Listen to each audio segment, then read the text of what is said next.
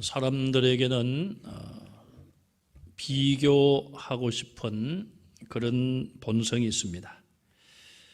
가진 재산을 비교하기도 하고 또 외모를 비교하기도 합니다. 외모를. 그래서 동화인가요? 거울 앞에 서서 거울아 거울아 세상에서 누가 제일 아름다우냐, 자기가 제일 아름답다고 그런 말을 듣고 싶어서 그런 말을 하죠. 또 선과 악을 비교할 때도 있습니다. 내가 저 사람보다는 더 선하지 않느냐, 내가 저 사람보다는 덜 악하다, 그렇게 비교를 하기도 합니다.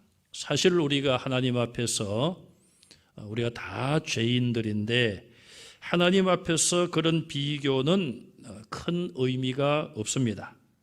세상 법으로 보면 중범자가 있고 또 경범을 저지른 자가 있습니다. 중범이 있고 경범이 있죠. 그러나 하나님 보실 때는 결국 모두가 다 죄인이다. 그것을 성경은 증거하고 있습니다. 로마서 3장 10절에 보면은 시편 14편 1절과 53편 1절 말씀을 인용하면서 선을 행하는 자가 없나니 하나도 없다. 의인은 없나니 하나도 없다. 그렇게 선포하고 있어요. 결국 이것은 하나님을 두려워함이 없다. 그 말과 같은 뜻으로 말하고 있어요. 하나님을 두려워하지 않기 때문에 죄를 범하고 악을 행하는 것이 결국은 하나님 앞에 모두가 다 죄인이 될 수밖에 없는 것이죠. 그런데 오늘 본문에 보시면은 예루살렘 거민들의 범죄를 그 이전의 도시들과 비교하고 있습니다. 그래서 예루살렘의 죄가 사마리아나 소돔보다 훨씬 더 중하다. 너희들이 훨씬 더 죄를 많이 지었다. 무거운 죄를 지었다. 그렇게 비교적으로 말씀을 하고 있습니다. 자, 그럼 우리가 먼저 생각할 것은 예루살렘은 그 어미의 죄만큼 악하다. 그렇게 말씀을 하고 있습니다. 그럼 예루살렘의 어미는 누구를 말할까요? 예루살렘 성에 살고 있는 예루살렘 주민들의 의미는 그들의 선조를 말할까요? 여기 본문에서 예루살렘의 의미는 가나안 땅에 과거에 살고 있었던 7 족속들을 말합니다. 이스라엘 백성들이 애굽에서 해방되어서 광야에 40년을 거치고 요단강을 건너 가나안 땅에 들어가지요. 그때까지 가나안 땅에 살고 있었던 가나안 7 족속들, 그들이 예루살렘과 그 이스라엘 팔레스타인이라고 하죠. 그 땅에 그들이 미리 오랫동안 살고 있었던 거예요. 이스라엘이 가나안 땅에 들어가서 7 족속과 전쟁에서 승리하고 그 땅을 차지한 것이죠. 그래서 그 땅에 유대인들, 이스라엘보다 먼저 살았던 자들, 그들을 예루살렘의 어미라 그렇게 말하고 있습니다. 그리고 예루살렘을 혹은 유다를 그들의 딸로 비유를 하고 있어요. 그래서 44절에 보시면은 속담을 말하는 자마다 무슨 속담을 말하느냐 하면 내게 대하여, 예루살렘에 대하여 속담을 가져와서 말을 하는데 그 속담은 무엇인가? 어머니가 그러하면 딸도 그러하다. 이런 속담을 예루살렘에 대하여 한다는 거예요. 결국 이 말은 가나안 7 족속이 과거에 거기 살면서 우상을 섬기고 이방신을 섬겼는데 결국 그 후에 들어와서 살던 이스라엘 백성들, 예루살렘 거민들도 결국 그들의 어미, 그들보다 먼저 살았던 가나안 족속과 똑같이 우상을 섬기고 이방신을 섬긴다. 그런 뜻이에요. 어미가 그러니 딸도 그러하다. 우리나라 말에도 비슷한 말이 있죠. 네, 무슨 말이 있습니까? 내자로 부전자전. 네. 모전 여전입니까? 이 그대로 하면은 이런 걸 보면은 이스라엘보다는 우리나라가 좀 더 여성을 존중한 것 같아요. 네, 그렇지 않습니까? 이스라엘 사람들은 엄마가 그러하니 딸도 그러하다. 좀 이렇게 나쁜 말로 좀 속된 말로 하면 엄마가 그 모양이니 딸도 그 모양이다. 이렇게 이스라엘 사람들은 속담을 말했다는 거예요. 그런데 우리나라는 부전자전 그러지 않습니까? 아버지가 그 모양이니 아들도 그 모양이다. 그런 걸 보면은 우리나라가 조금 여성의 인권을 좀 존중한 것 같기도 하고요. 자, 어쨌든 가나안 7 족속이 살고 있을 때에 하나님께서 이스라엘이 가나안 땅에 들어가기 전에 모세를 통하여 여러 가지로 미리 말씀을 했어요. 신명기 31장 12절에 보면은 해마다 초막절을 지키고, 초막절에는 율법을 낭독하여 하나님의 백성들이 그 율법을 다 듣고 지켜 행하도록 하라. 결국 그 율법의 첫 번째는 제1계명이겠죠. 너희는 나 외에 다른 신을 내게 두지 말라. 제2계명은 우상을 만들지 말고 거기 절하지 말라. 1계명, 2계명이 가장 중요한 계명으로 볼 수 있는데 이것을 해마다 낭독하여 너희 자손들이 이것을 잘 듣고 배우고 지키게 하라는 거예요. 그러니 가나안 족속들이 섬기던 우상과 이방신들을 섬기지 못하게 하라. 이것이 하나님께서 주신 명령이었습니다. 그러나 이스라엘은 그 말씀대로 순종하지 않았습니다.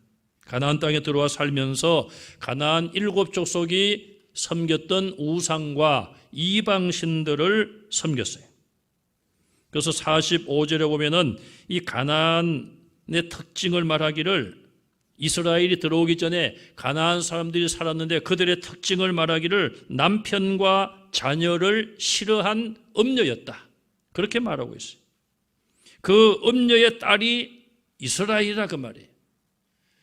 가나안 사람들은 남편과 자녀를 싫어하는 음녀처럼 살았는데 그 음녀의 딸이 예루살렘 사람들, 이스라엘 사람들이라 그 말이에요. 결국 이스라엘 사람들, 예루살렘 거민들도 가나안 사람들처럼 음녀로서 살았다 그 말입니다. 이건 육신적인 성적인 타락뿐 아니라 영적으로 하나님을 싫어하고 하나님을 배반하고 이방신을 섬기는 것을 비유적으로 말하고 있으며 그들의 자녀들을 이방신에게 제물로 바치는 그런 악한 이방 종교를 섬기는 것을 지적하는 말씀이에요. 자, 레위기 18장 말씀을 우리 한번 찾아보겠습니다. 네. 출애굽기 다음에 나오죠. 레위기 18장 24절 말씀을 한번 보겠습니다. 제가 가진 성경으로는 174쪽, 174쪽이나 혹은 175쪽에 있습니다. 자, 레위기 18장 24절에서 30절 말씀을 거기 같이 한번 보시기 바랍니다. 제가 24절부터 읽어드릴게요. 자, 레위기 18장 24절. 너희는 이 모든 일로 스스로 더럽히지 말라. 자, 이 모든 일은 그 앞에 23절까지 1절부터 23절까지 주신 말씀인데 특별히 6절에 보면은 6절 이하에 근친 상간, 가까운 친척, 가까운 가족과의 어떤 성적인 행위를 죄로 규정하면서 근친 상간을 금지하는 말씀이에요. 그리고 심지어는 23절에 오시면 짐승과 교합하여 자기를 더럽히지 말며, 뭐 수간이라고 합니까? 한문으로 짐승과 동물과 어떤 성적인 행위를 하는 것, 이런 이 모든 일들로 스스로 더럽히지 말라. 이런 잘못된 성적인 행위는 자기를 더럽히는데 너희는 그렇게 하지 말라는 거예요. 그 다음에 내가 너희 앞에서 쫓아내는 족속들이 이 모든 일로 말미암아 더러워졌고, 하나님께서 이스라엘을 가나안 땅에 정착시키기 위하여 거기 살던 가나안 족속들이 이런 일들을 행하여서 내가 그들을 쫓아냈다. 그들이 이런 일을 이런 성적인 더러운 짓을 했기 때문에 25절에 그 땅도 더러워졌으므로 내가 그 악으로 말미암아 벌하고, 자, 하나님이 그 악에 대해서 벌하시고 그 땅도 스스로 그 주민을 토하여 내느니라.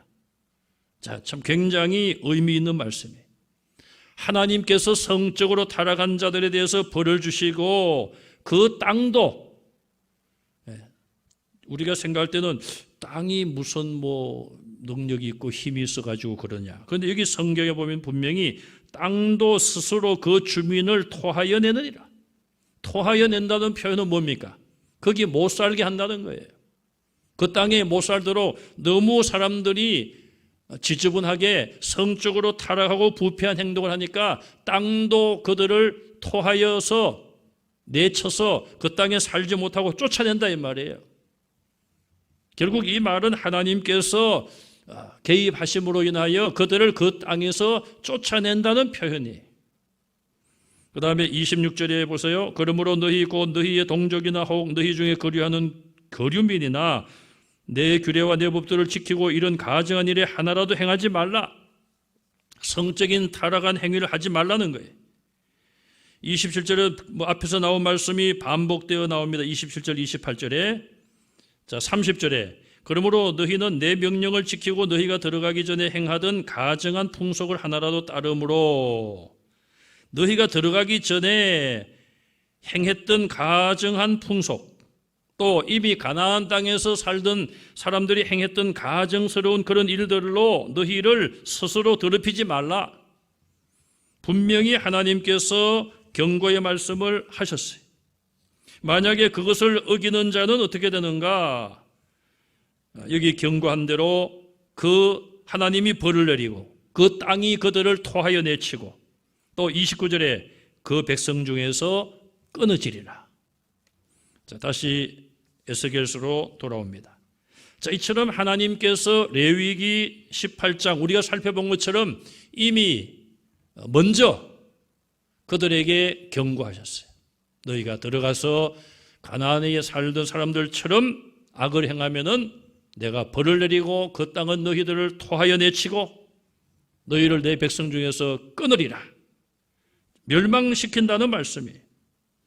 이렇게 하나님께서는 친절하게 사전에 예고하시고 경고하셨어요.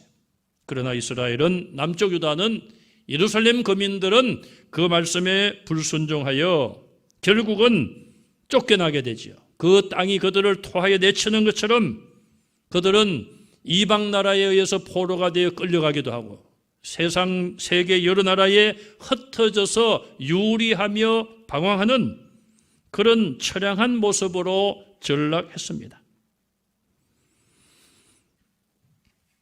자, 여기 결국은 어미가, 그들의 어머니가, 예루살렘 거민들의 어머니가 가나안 땅에 살다가 그런 악을 행하여 하나님이 그들을 다 쫓아내시고 그들이 쫓겨난 것처럼 이제는 하나님이 그들을 쫓아내고 이스라엘을 그곳에 살게 하시는데, 이스라엘도 똑같은 악을 행함으로 그들의 딸이라고 말하고 있어요. 참 얼마나 불명예스러운 비유입니까? 가나안 사람의 딸이라, 어미가 그러니 딸도 그러하다. 그렇게 하나님이 그들에 대해서 비판하시고 정죄하시고, 이제는 이스라엘이, 예루살렘 거민들이 쫓겨날, 땅이 그들을 토할 차례가 되었다, 그렇게 말씀하고 있어요. 45절에 보시면 내 어머니는 헷사람이요 내 아버지는 아모리 사람이라. 이건 다 가나안에 살고 있던 족속들의 이름을 말하고 있어요.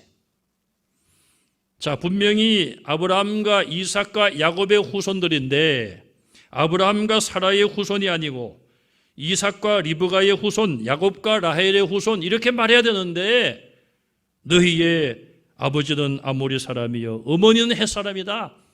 이방 나라 족속들의 자손임을, 혈통적인 자손이 아니라 그들의 죄와 악을 그대로 따라가는 그런 면에서 그들의 딸이라, 이렇게 비유하고 있는 것이죠.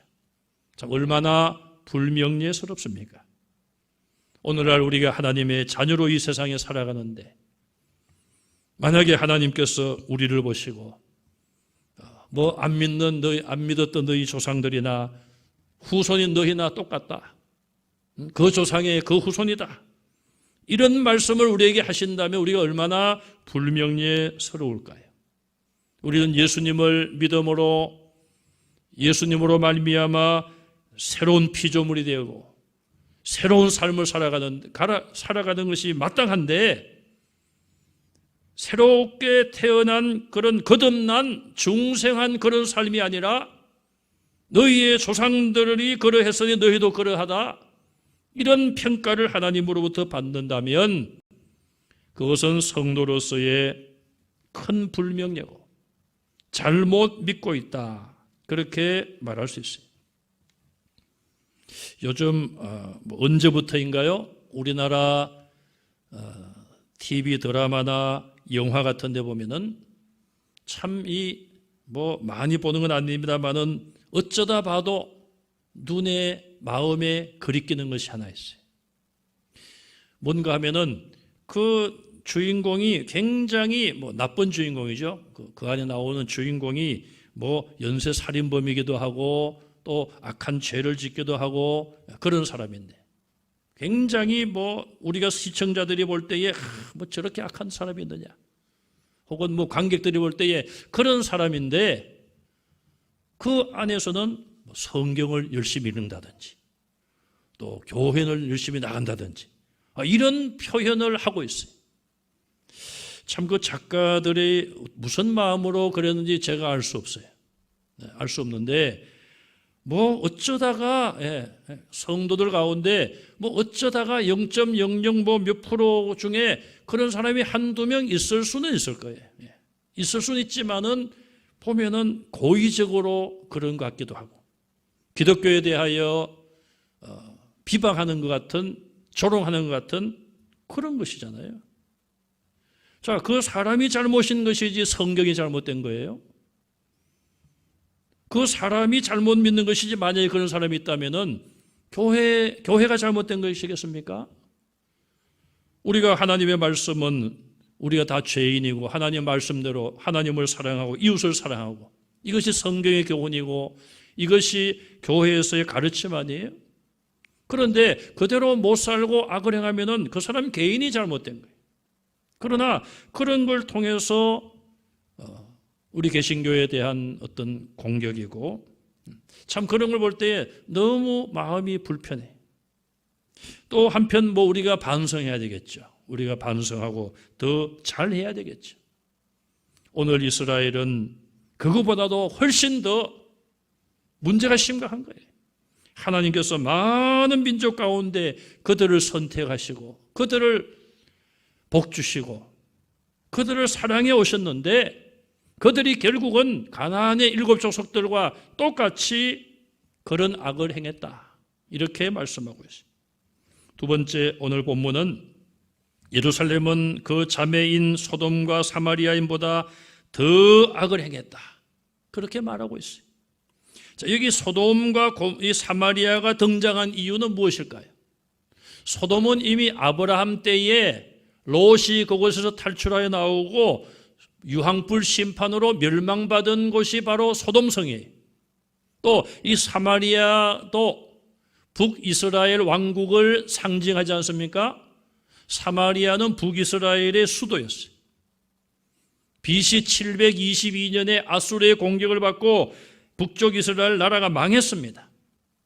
지금 에스겔을 통하여서 앞으로 유다 너희도 남쪽 유다의 중심인 예루살렘 거민 너희들도 끝까지 회개하지 아니하면 소돔과 사마리아처럼 멸망할 것이다. 그것을 강력하게 예고하기 위하여서 소돔과 사마리아를 지금 오늘 본문에서 등장시키고 있습니다. 그래서 형을 사마리아라고 그랬어요. 예루살렘의 형을 사마리아라고 그랬습니다. 그 이유는 북쪽 이스라엘은 10지파, 남쪽 유다는 2지파, 인구로 보나 면적으로 보나 북쪽 이스라엘이 훨씬 컸습니다. 그런 의미에서 형으로 말할 수 있어요. 또 그들은 먼저 멸망을 당한 자들이 동생은 소돔이라고 그랬습니다. 소돔은 예루살렘보다 매우 적지 않겠습니까? 옛날 도시니까. 자, 이런 의미에서 예루살렘이 중간에 있고 위로 형은 사마리아고 동생은 소돔이에요. 앞서 설명을 드린 것처럼 위와 아래 형과 동생은 이미 망했습니다. 그들의 범죄함으로 인하여서 하나님의 심판을 받아 망했어요. 이제 중간에 예루살렘이 남아있는데 왜 예루살렘을 향하여 너희는 사마리아의 동생이요 너희 동생은 소돔이라 그렇게 말한 이유는 이 예루살렘도 곧 멸망의 위기에 있다는 것을 보여주기 위해서요. 자, 사마리아는 북쪽 이스라엘의 중심이라고 그랬습니다. 솔로몬이 죽고 나자 나라가 둘로 쪼개졌지 않습니까? 그때 여로보암은 10지파를 데리고 북쪽 이스라엘을 만들었습니다. 그때 이 여로보암은 베델과 단의 성전을 따로 세웠어요. 그리고 금송아지를 만들어서 이것이 여호와 하나님이다. 자, 그렇게 한 이유는 10지파가 그렇게 하지 아니하면 인간의 생각입니다. 여로보암의 생각에 그렇게 성전을 따로 세우지 않고 자기가 다스리는 백성들이 예루살렘에 가서 예배를 드리고 제사를 드리고 그걸 허용할 경우에 자기가 다스리는 국민들의 마음이 남쪽 유다에게 빼앗길까 봐 그래서 따로 성전을 베델과 단에다가 만들었습니다. 그것까지는 이해가 돼요. 하나님은 그들이 또 그곳에 진실하게 예배드리면은 하나님께서 예배를 받으실 수 있잖아요. 그런데 문제는 그곳에다가 성전만 세운 게 아니라 금송아지를 따로 만들었어요. 하나님의 계명을 어겼다는 거예요. 눈에 보이는 금송아지를 2개 만들어 놓고 이것이 하나님이다. 거기에 절하게 하고 제물을 바치고 예배하게 한 것이죠. 얼마나 잘못된 일을 저질렀습니까? 그래서 북쪽 이스라엘은 왕조가 시작되면서부터 우상숭배로 시작을 한 나라예요. 또 제사장 자격이 없는 자들에게 제사장을 자기 마음대로 왕 마음대로 임명을 했습니다. 결국 BC 722년에 아수르에 의해서 이 사마리아 북쪽 이스라엘은 멸망을 받았어요. 그 후에도 계속하여 선지자들이 남쪽 유다에게 경고하죠. 너희도 회개하지 아니하면 북쪽 이스라엘처럼 멸망한다. 결국 그 경고의 말씀을 그들이 무시하여 136년 후에 남쪽 유다도 망하고 말았습니다. 자, 그 다음에 소돔이 있죠, 소돔은 창세기 19장에 보면은 그들이 얼마나 부패하고 타락했는지를 보여주고 있어요. 동생애가 이미 성행했습니다.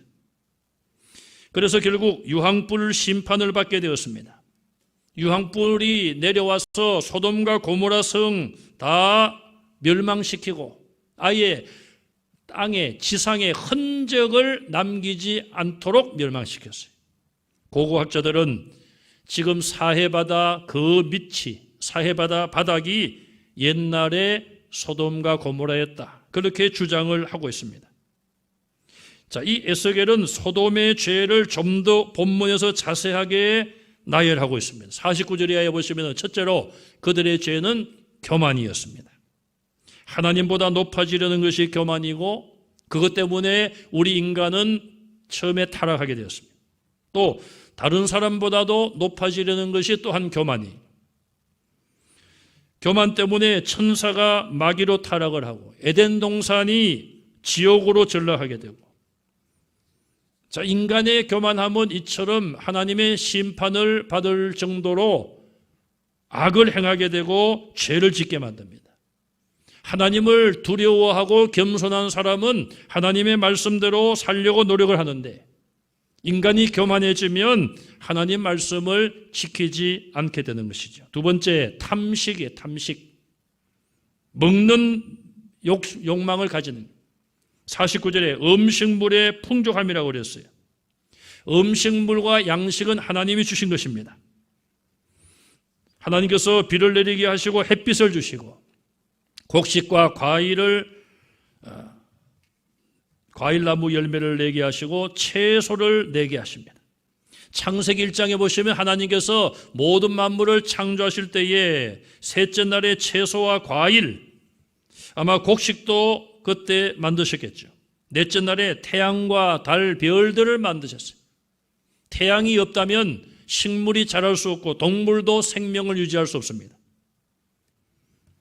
여러분, 비타민 D를 드시는 분들이 있습니까? 비타민 D가 또 미국에서는 인기라고 하는데. 그런데 햇빛을 적당하게 받으면은 비타민 D를 따로 안 먹어도 된답니다. 요즘은 또 이 코로나19 때문에 집에만 계시는데 그러지 마시고 그냥 집 앞에 혼자 그냥 햇빛도 좀 쬐세요. 그럼 비타민 D가 들어가는 거예요.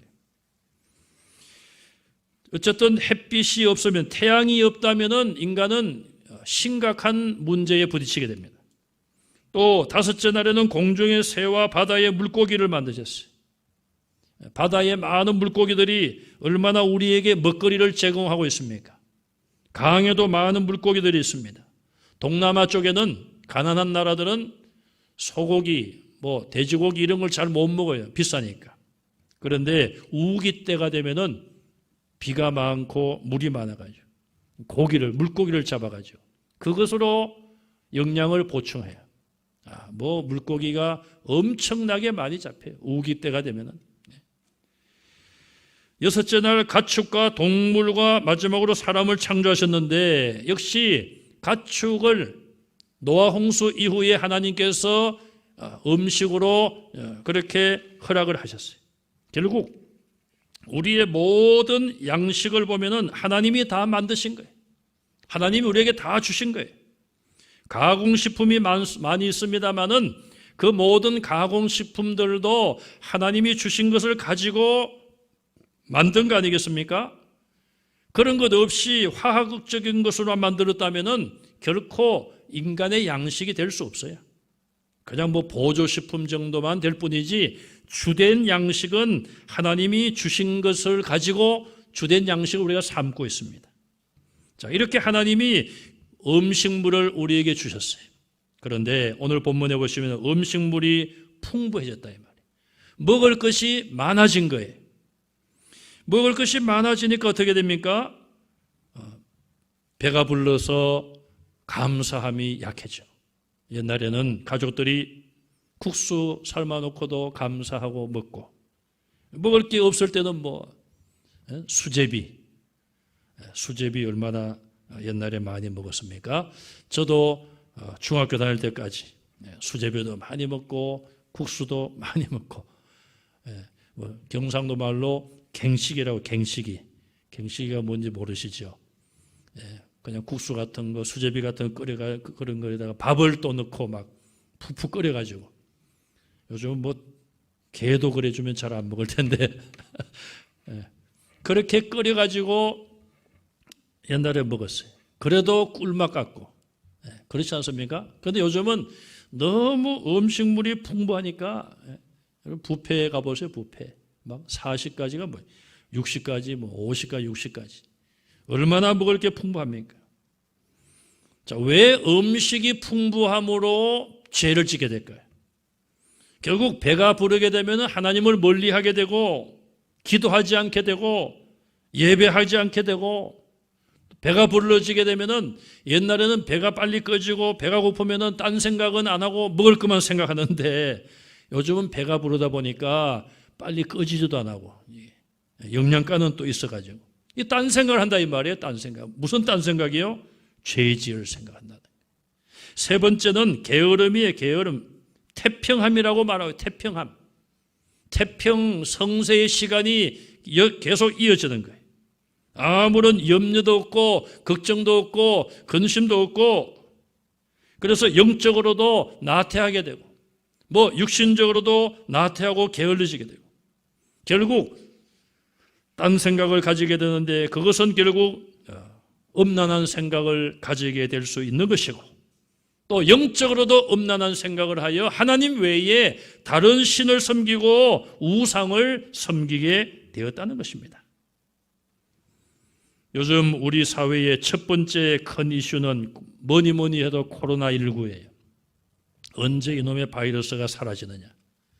뭐 정치 지도자들뿐 아니라 뭐 우리 모든 국민의 관심이 언제 이것이 좀 빨리 사라질까. 두 번째 큰 이슈는 박사방이니, 저는 처음에는 박서방이라고 그런 줄 알았더니 나중에 박사방. 박서방이 아니라 박사방, 뭐 N번 빵. 우리 어르신들은 이게 무슨 말인지도 잘 모르실 거예요.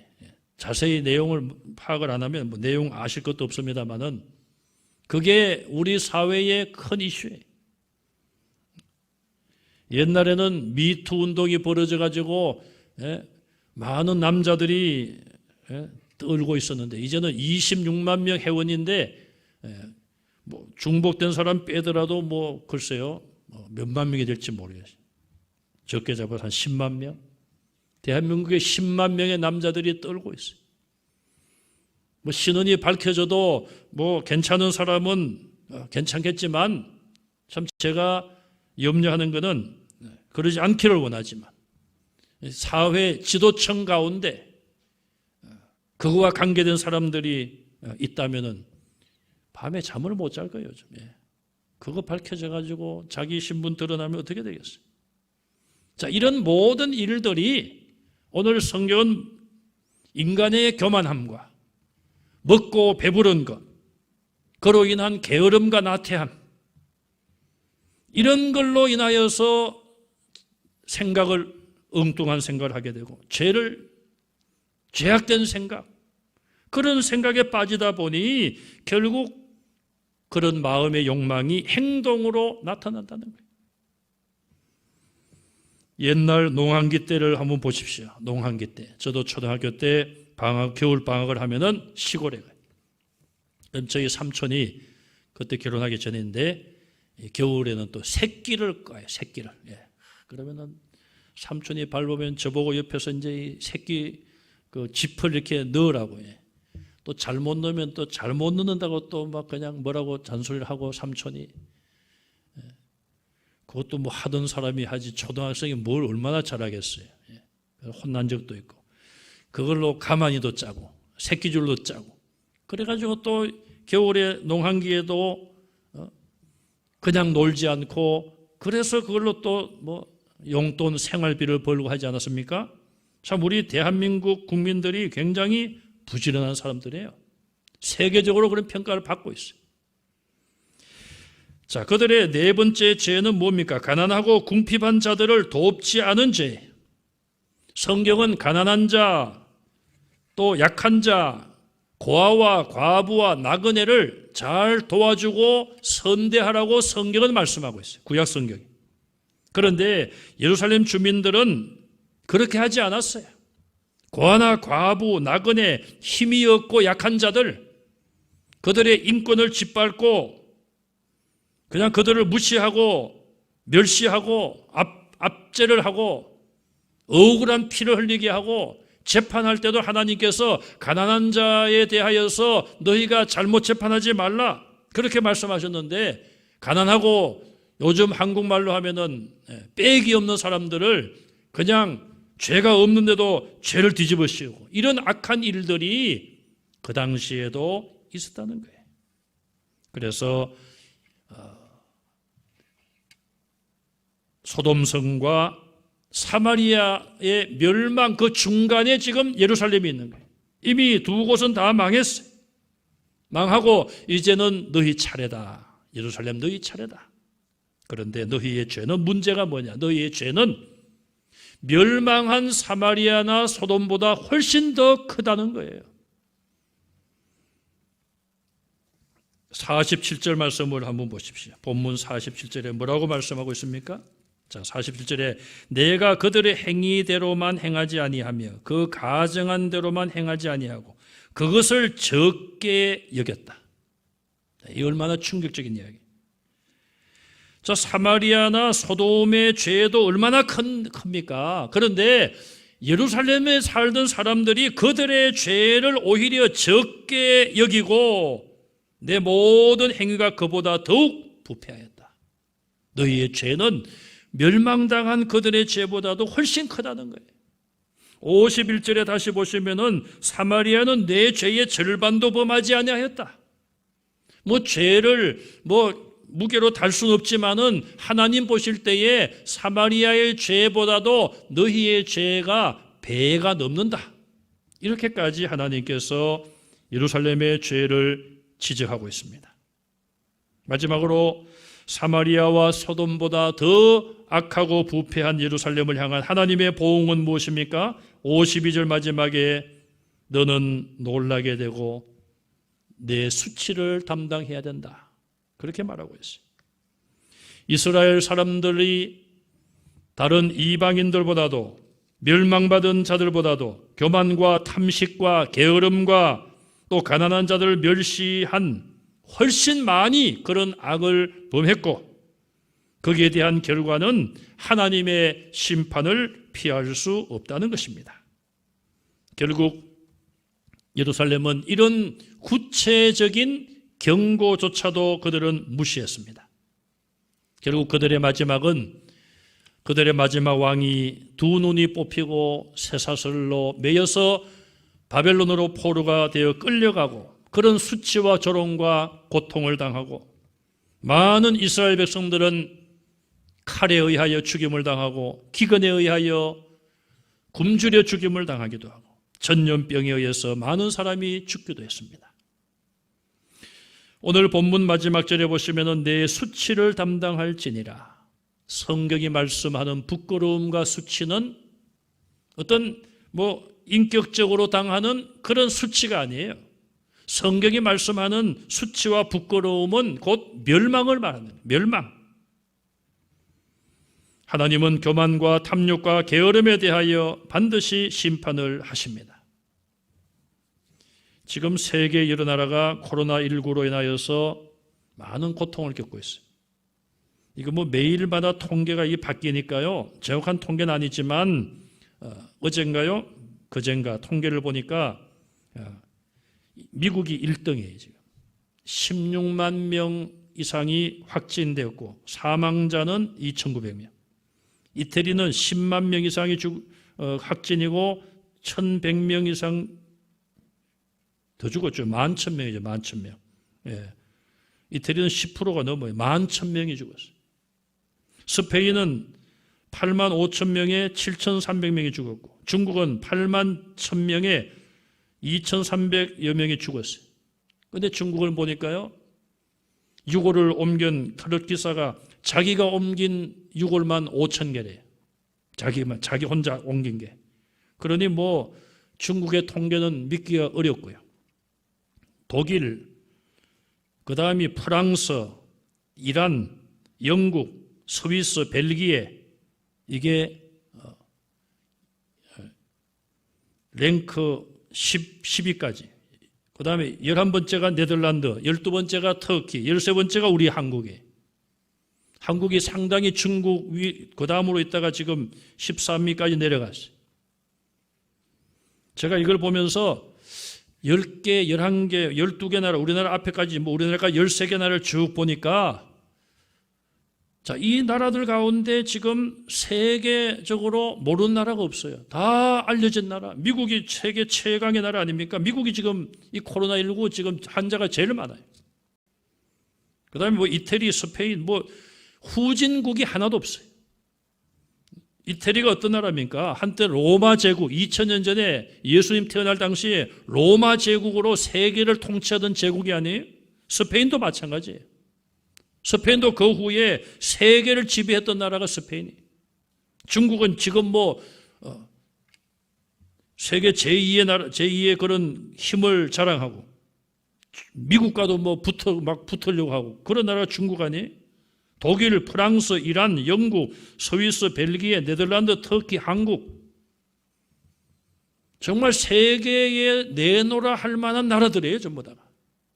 제가 이걸 보면서 오늘 말씀을 준비하면서 참 우리가 이 코로나19 사태를 통한 하나님의 뜻이 무엇인가? 하나님이 주시는 교훈이 무엇인가? 미국도 트럼프 대통령이 얼마나 큰 소리를 쳤습니까, 그동안. 이제 어떻게 보면 속수무책이에요, 지금. 제가 이런 사태를 보면서, 하나님께서 온 세계를 불쌍히 여겨주시지 아니하면 이 코로나19 이 사태가 사라지기가 참으로 힘들겠구나, 그런 생각을 했습니다. 하나님은 구약시대 때나 지금이나 앞으로나 주님 오실 때까지 동일하신 분이, 하나님의 기준은 왔다 갔다 하지 않습니다. 우리의 기준은 왔다 갔다 해요. 오늘 말씀처럼 우리가 배가 고프고 어려울 때는 하나님을 의지하고 더 많이 기도하고 더 신앙적으로 더 하나님께 매달렸는데, 우리가 육신적으로 배가 부르고 내가 의지하는 것이 하나님보다 세상을 의지하게 될 때에 우리 믿음은 타락하게 되는 것이고, 하나님은 그런 이스라엘을 외국 나라를 동원해서 때려서라도 정신 차리게 하고 회개시켜서 하나님의 뜻을 깨닫고 다시 하나님께 돌아오게 하기를 원하시는 거예요. 오늘 우리는 우리 안에 있는 이런 잘못된 모습이 없는가, 우리 자신들을 돌아보고 우리가 더욱 회개하며 기도하고 하나님께서 이 땅을, 세계를 불쌍히 여겨주시도록 우리가 기도해야 될 줄로 믿습니다. 그래서 모든 일이 그렇잖아요. 모든 것이 때가 있고 때가 되어야지 모든 것이 이루어지는 거예요. 그래서 우리 성도들의 회개와 기도가 하나님 보실 때에 찰 때에, 그때 하나님께서는 이 사태를 종식시켜 주실 것으로 분명히 믿습니다. 어떤 분이 그런 이야기를 해요. 어떤 사람이 예고적으로 말했다. 예언으로 말하기는 좀 그렇고, 예고적으로 2020년대 이 코로나 그 소설 쓴 사람도 있고요. 또 예고한 사람도 있고, 이것 때문에 전 세계 고통을 당하리라 예고했고, 그러다가 갑자기 이게 없어지리라, 그 예언도 했다는 거예요. 예고했다는 거예요. 자, 앞에 예고는 이루어졌어요. 이제 갑자기 사라질 것만 우리가 남아있는 거예요. 그래서 저는 언제 갑자기 사라질까? 우리 성도들이 더 많이 기도해서 하나님께서 멈추게 하실 때에 갑자기 사라지리라, 그렇게 저는 믿습니다. 그래서 우리 모두가 더 하나님 앞에 믿음으로 열심히 기도하여서 우리가 처음 믿음을 회복하시고 주님 앞에 서는 그날까지 겸손하게 또 하나님만 의지하는 성도들이 다 되시기를 주님의 이름으로 축원합니다. 아멘.